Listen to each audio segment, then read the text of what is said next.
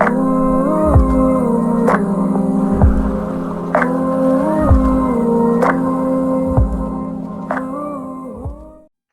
up, y'all? It's Breakpoint. Today, we're going to teach you how to make homemade French bread. Now, what I like to do is I'll start off with the dry ingredients first. So you grab 2 teaspoons of salt, throw 1 in there, and 2. And then you're going to use 2 tablespoons of sugar, but we use honey here. Gives it a little more fluffy and light flavor to it. The honey will come out. So let's see. About 1 and 2 tablespoons. And then you're going to take 2 tablespoons of butter. You can use salted or unsalted. Throw that in there. I like to throw Italian seasoning in there. Gives it a little more fragrance to the house. Definitely makes it smell really good. You don't have to do this. This is totally optional. So throw some of that in there. Then take some boiling water. You're going to pour it on top of the dry ingredients to dissolve the sugar and the honey and the butter as well.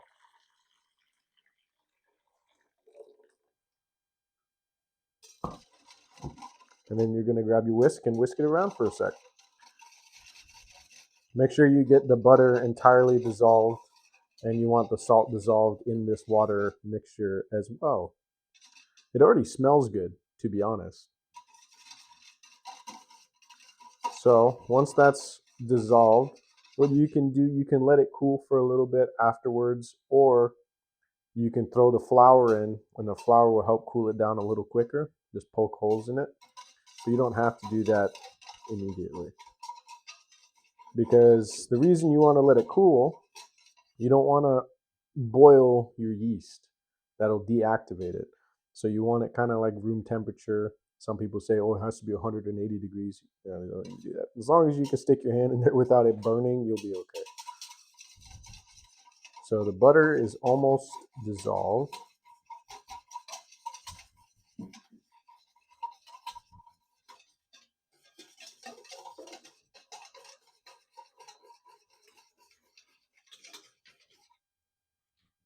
Okay, butter is dissolved. So now you can take your flour. We got a big old case of it because we like to make bread quite often. Then you're going to throw 6 to 7 cups in there. I start off with 6. You can always add more flour. It's very difficult to take it away. That's 1, 2, 3, 4, 5, and finally 6. And then what I'll do, that way I can clean as I go, I'll keep about a half a cup just out. Then I can put this away. And then we'll come back to you as soon as this cools down. All right, so we let it cool down for about 5 minutes. And then you take your yeast. I'm using instant yeast, just 1 packet. You don't need to overdo it. Throw it in there. And then you go ahead and start mixing. And it should turn out pretty well. Start mixing, keep mixing until you can use a mixer. Like I said before in the tortilla video, I am a little old-fashioned.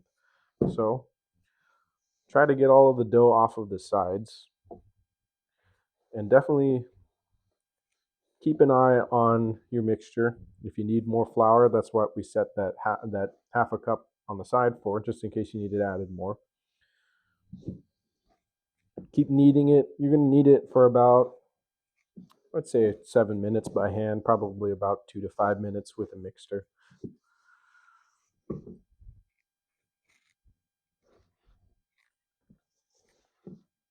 And it should, like I told you in the tortilla video, after you knead it for a bit, it should come out a little tacky, but it's not super dry and not super wet.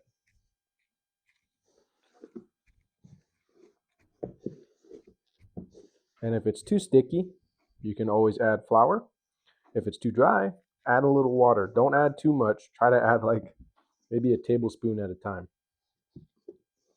Okay, when you're kneading the bread, you fold it on top of each other like that, and then you push down with your palm. Super simple, right? And see, you can see most of the flour has come off. If you still got some, just go ahead and put it on top of the dough like that. It's not going to hurt anything.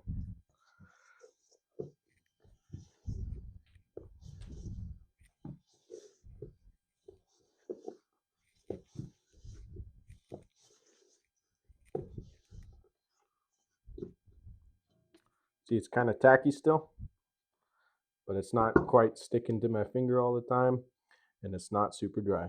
So now what you're going to do after kneading it, you're going to put it into a clean bowl, coat that bowl with oil, and I'll show you here just in a sec what I mean. All right, so now that I'm done kneading the dough, I cleaned my bowl. So what you're going to do, take about a capful of olive oil. You can put a little more if you want to. It's not going to hurt. So maybe 1.5 or 2. Take a paper towel, you spread it around the bowl like that, right? And then all you're going to do, toss your dough in there. And what I do is I spin the dough around like this, get it coated in a little bit of oil, and then you take saran wrap. We have bread towels here. You just cover it just like that. You can do it in a warm place. What I'll do is I'll put it in the ovens because we have cats. Don't want them getting in there. So if you have pets, try to put it someplace safe. But we're going to let this rise for about an hour, hour and a half, possibly 2, just as long as it doubles in size, and we'll be back. Welcome back. The dough has successfully doubled in size. If you want to take a look at it, you can see it's pretty much almost as big as about half the bowl. So, but before we get to the dough, what you're going to do is if you have a bread, it's a bread pan and looks like a little M, an upside down M or a W, and it will help you get crispier bread. But I don't have one, so what I'm going to do is I'm going to take a cookie sheet, I'm going to spread some oil on it so that way it doesn't stick to the pan when you bake it. Spread that around, don't be shy with it. Try to get all the areas that the bread's going to be covered. Throw that away. Okay, so I did that because what you're going to have to do, spread some flour first. You're going to have to separate the dough. You're going to cut it in half. So let's get this out of here. Just like that. Cut it in half. Using a serrated knife is a lot simpler. I'm being careful not to cut the counter at the moment. Probably get killed if I do that. Okay, then you take this, throw it in the bowl. The animals love us. What can I say? So what you do, you kind of push it out into a little rectangle. Coat it with a little more flour. Remember that 1/2 cup we saved earlier?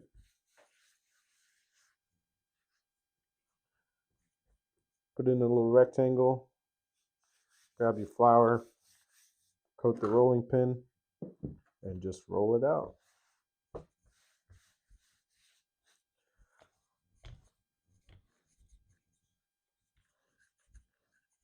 And I'll show you what we're going to do after rolling it out. It's kind of simple, actually, making bread. I thought it would be harder when I first did this, but it's not too bad. Sometimes it likes to shrink back. Don't be scared to put a little force behind it.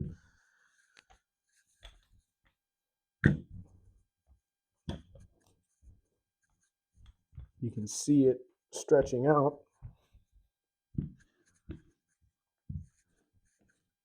Once you have it pretty much where you want it, you don't want to have like these little lumps, otherwise it's going to cause uneven cooking kind of in your bread. I'm trying to push them all out in their little air pockets. Okay, so once it's all said and done, You're going to roll it almost kind of like a cinnamon roll in a way.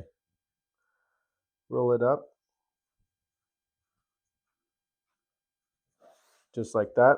And you see with this little flap part, what you're going to do is you're going to pinch it. You can pinch it hard if it doesn't want to stick. It's kind of like Play-Doh. So pinch it all the way across. Super easy. And if it's not staying like how you want it, you can always roll it like that. For the ends, use your finger, kind of pinch it across, and fold, tuck, and pinch. Just like that. Same thing with the other end. If you want to scrunch it up a little bit, you can, totally fine. It doesn't hurt anything. You kind of want to make sure, like I said, the flaps are kind of sealed. That way it doesn't unfold on you when you're baking it. Okay. So after that's done, take your pan and you just transfer it. Okay. Then I'm going to do the second one, and then we will show you what you're going to do afterwards. All right, so you see I have the second one rolled out just like that. And what you're going to do, you're going to score the bread. So you can make 3 even slices, however many slices you want, really. I just do 3. A serrated knife is the easiest. You want to do this to prevent the bread from over expanding. Gives it a little air in the oven. All right. So after you score it, grab an egg. Go ahead and break it open, and then you're going to scramble it around. We're going to give the bread a little bit of an egg wash. That gives it that golden brown color when you bake it. And after we're done with this egg wash, we're going to let it rise for about half an hour to another hour. And if your egg is not beating the way you want it to, you can always add a little water and it'll help it. This one is doing just fine though. Okay, set that aside. Grab a brush and just coat it thoroughly. And then after we're done coating this, you're going to try to store it in a warm place. Again, away from the cats, if you have any, or any pets, that they might get nosy and start sniffing it. Yeah, and don't be shy with this either. You'll be able to tell if there's any spots that were not coated in egg after you bake it. It'll be a little lighter than the rest of the bread. So we're going to coat this. Like I said, do not be shy with this. You don't want to waste the egg.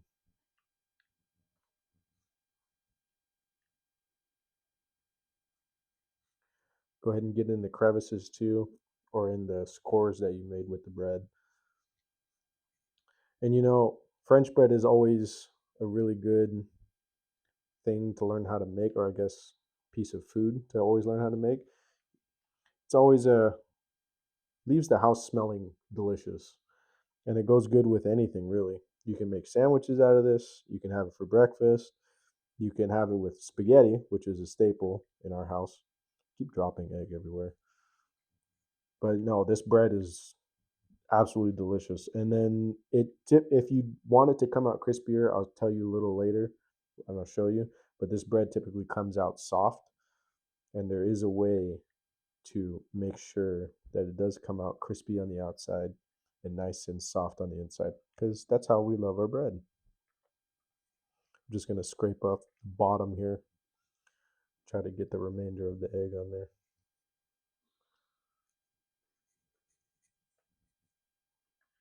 Boom, just like that.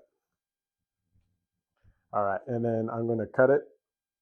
We're going to let it rise for another hour. Put it in a warm place. Like I said, you can put it in the oven, and we'll be back when it's done rising. All right, after letting the bread rise a little bit, we let it rise for about an hour. It grew just a little in size. We're going to throw it in the oven. The oven was preheated to 375 degrees. And now once we put it in there, we can grab the water, relatively boiling, a little hot. It'll create steam inside of the oven. That way the bread will get crispy. Just for that extra crisp you want when you pull it out and you squeeze the bread and you hear that amazing sound. And I'm going to throw in a couple of ice cubes for good measure. And you let it bake for around 20-30 minutes.